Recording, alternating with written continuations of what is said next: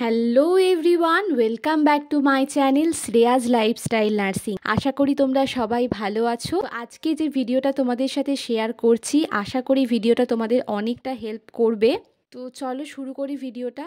তো অনেকেই আমাকে কমেন্টে জিজ্ঞাসা করছো যে দিদি আমরা এখন ট্রেনিং করছি, কেউ কেউ বলছো আমি এখন ফার্স্ট ইয়ার, কেউ বলছো থার্ড ইয়ার, আবার কেউ কেউ বলেছো যে আমি এখন সেকেন্ড ইয়ার। তো এই মুহূর্তে দাঁড়িয়ে এখন মনে হচ্ছে যে নার্সিংটা করে সত্যি ভুল করলাম। অনেকে তো যারা ফার্স্ট ইয়ারে পড়ছে অনেকেই ট্রেনিং ছেড়ে দিচ্ছে এই ভেবে যে যখন নার্সিংয়ে জবই হচ্ছে না, এত কষ্ট করে এত টাকা খরচ করে নার্সিং পড়ে আর কি লাভ হবে। তো এই দেখছি অনেক অনেক কমেন্ট, আমার কমেন্ট বক্সে এই নিয়ে আমি অনেক কমেন্ট পড়েছি। আবার অনেকে কমেন্ট করছে যে এত এত টাকা দিয়ে নার্সিং পড়ে আর কি লাভ হবে, 8 লাখ 10 লাখ টাকা দিয়ে যারা নার্সিং পড়ছে শেষ পর্যন্ত গিয়ে যদি সরকারি চাকরি না পায় তাহলে নার্সিং করে আর কি লাভ হলো। তো এই নিয়েও দেখছি অনেক কমেন্ট, তো তাই ভাবলাম চলো আজকে নার্সিং নিয়ে তোমাদের কিছু পজিটিভ কথা বলি। তো এই সিচুয়েশনে দাঁড়িয়ে আশা করি এই কথাগুলো তোমাদের একটু হলেও কিন্তু হেল্প করবে। দেখো চলো শুরু করি।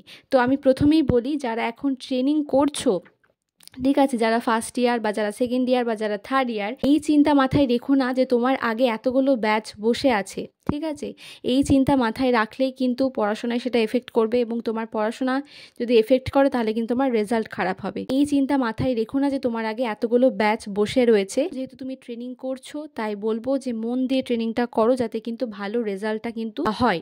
কেননা এই চিন্তা যদি মাথায় রাখো যে আমার আগে এতগুলো ব্যাচ, তাহলে আমরা কবে জব পাবো, এই চিন্তা মাথায় রাখলে পড়াশোনা তো করতে পারবে না, পড়াশোনায় মন বসবে না, তার সঙ্গে সঙ্গে সেটার এফেক্ট পড়বে গিয়ে রেজাল্টে। যখন তুমি পাস আউট হয়ে বেরোবে তখন এই নিয়ে ভাববে, এখন ভেবে লাভ নয়। এখন ট্রেনিং করছো, ট্রেনিং লাইফটাকে এনজয় করো আর ভালোভাবে কিন্তু পড়াশোনা করো। সকলকেই বলছি, যারা first year second year third year সকলকেই বলছি। এবার তোমাদেরকে বলি, অনেকেই আমাকে কমেন্ট করছো যে আমি এখন ফার্স্ট ইয়ার, কিন্তু হচ্ছে আমার একদমই ভালো লাগছে না, আর কি করব নার্সিং পড়ে, জবই তো পাওয়া যাচ্ছে না, তার থেকে ভালো এই মুহূর্তে আমি ট্রেনিংটা ছেড়ে দিই। তো তোমাদেরকে বলি, দেখো যারা এখন ট্রেনিংয়ে ঢুকেছো, ট্রেনিং করছো, কখনোই বলবো যে আমি ট্রেনিংটা ছেড়ো না। কারণ এখন তুমি হয়তো মনে হচ্ছে যে জব নেই, ট্রেনিংটা ছেড়ে দিচ্ছ, কিন্তু কিছু বছর পরে গিয়ে তোমাকে নিজেকেই পস্তাতে হবে এই ভেবে যে তখন যদি আমি ট্রেনিংটা করে নিতাম, যাই হোক কিছু একটা কাজ আমি করতে পারতাম। তো সেই জন্যই বলছি, যারা ভাবছো যে ট্রেনিংটা ছেড়ে দেবে, ট্রেনিংটা কন্টিনিউ করবে না, তো তাদেরকে বলি যে না, যত কষ্টই হোক না কেন, কষ্ট করে ট্রেনিংটা কিন্তু কমপ্লিট করে নাও। ট্রেনিংটা কমপ্লিট হয়ে যাওয়ার পর যাই হোক কিছু একটা কাজ তো করতে পারবে, অন্তত বাড়িতে বসে থাকার থেকে। কারণ এখন মনে হচ্ছে এত চাপ, এত প্রেশার, তারপরে জব নেই, এই মুহূর্তে দাঁড়িয়ে নার্সিং পড়ে আর কোনো লাভ নেই এত এত টাকা খরচ করে। তো সেই জন্যই বলছি, এখন মনে হচ্ছে এটা হয়তো 1 মাস 1 বছর এটা মনে হবে যে ভালোই করেছি নার্সিংটা ছেড়ে, কিন্তু ঠিক 2-3 বছর পরে গিয়ে তোমাকেই পস্তাতে হবে। তো সেই জন্যই বলছি, চেষ্টা করো যখন ট্রেনিংয়ে ঢুকেছো ট্রেনিংটা ভালোভাবে কিন্তু কমপ্লিট করে বেরিয়ে আসার। তো এই দুটো উত্তর তোমাদেরকে দিলাম।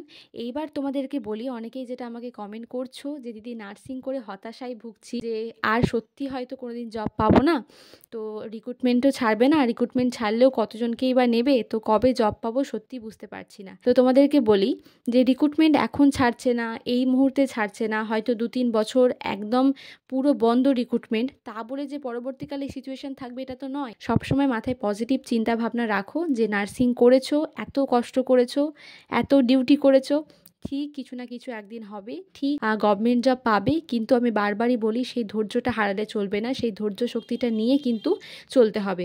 তো এই চিন্তা যদি মাথায় রাখো যে নার্সিং করে আমার কি লাভ হলো, নার্সিং করে তো জবই পাচ্ছি না, গভর্নমেন্ট জব কবে হবে, কিচ্ছু হচ্ছে না, ধুর ভালো লাগছে না, নার্সিং করে শুধু শুধু আমি ইয়ারটা লস করলাম, এই নেগেটিভ চিন্তা ভাবনা মাথায় রাখলে কিন্তু সবসময় নেগেটিভ কাজই হবে।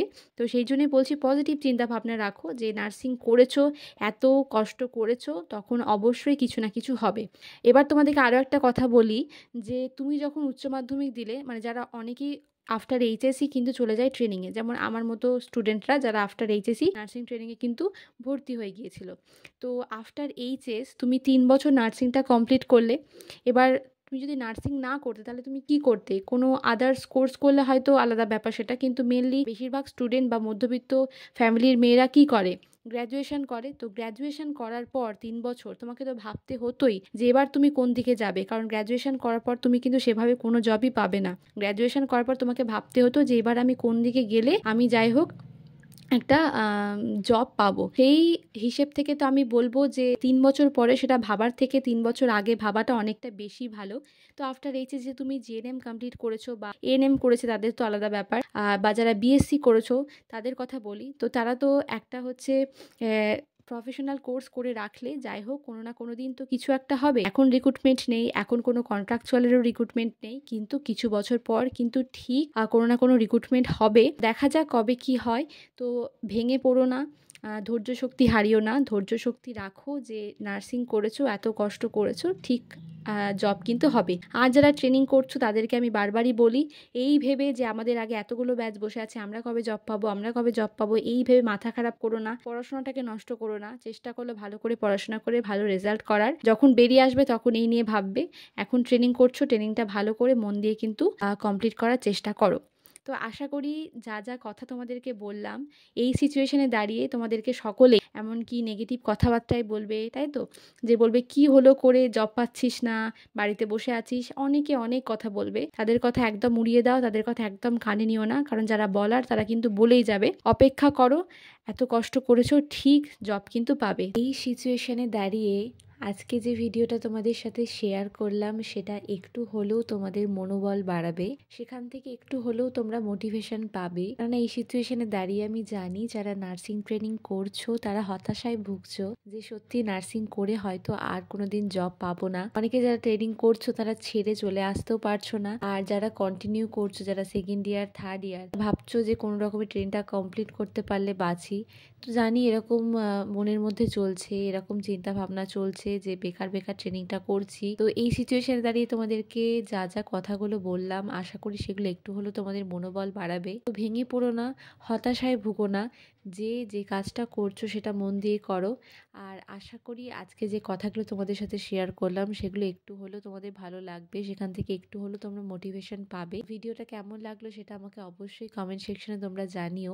আরও একটা কথা, তোমরা অনেকেই আমাকে জিজ্ঞাসা করেছো যে দিদি তোমার কি মনে হয় যে তুমি নার্সিং ট্রেনিং করে কি ভুল কাজ করেছো? তো দেখো তোমাদের সাথে এটা শেয়ার করি, আমার কোনোদিনই মনে হয় না যে আমি ভুল কাজ করেছি নার্সিং করার পরে। আফটার এই যে সেই সময় অন্য কোনো লাইনে গেলে হয়তো তাড়াতাড়ি যাই হোক যেটুকুটাই কাজ করি না কেন হয়তো করতে পারতাম কিনা।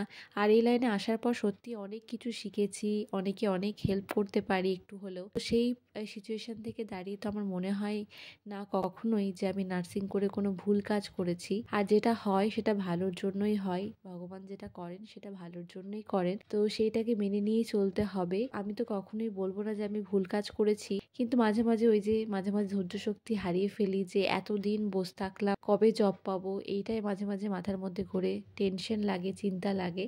তো সেই থেকেই মাঝে মাঝে মনে হয় নিজের ওপরই রাগ হয় যে কেন করলাম ট্রেনিং। কিন্তু যাই হোক যেটা হয় ভালোর জন্যই হয়। তোমরা যারা ট্রেনিং করছো তারাও নিজের মধ্যে সেই ধৈর্য শক্তি রেখো, ট্রেনিং করছো, এত কষ্ট করছো, ঠিক জব কিন্তু হবেই। এই কথাগুলি তোমাদের সাথে শেয়ার করার ছিল।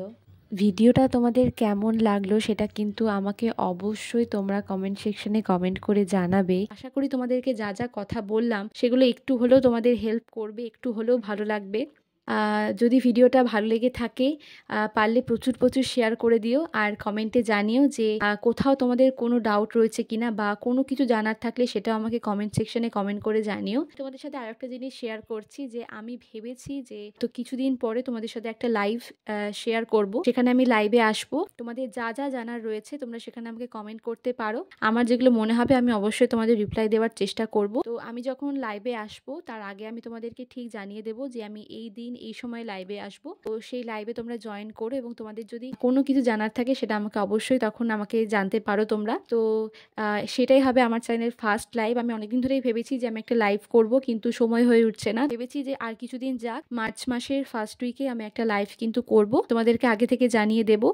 তো সেই লাইভে আমি কখন করব, কটার সময় আসবো লাইভে, আশা করি এই ভিডিওটা তোমাদের অনেকটা হেল্প করবে। তো যদি ভিডিওগুলো তোমাদের হেল্পফুল মনে হয় সাবস্ক্রাইব করে দিও, আমার চ্যানেলের পাশে থেকো।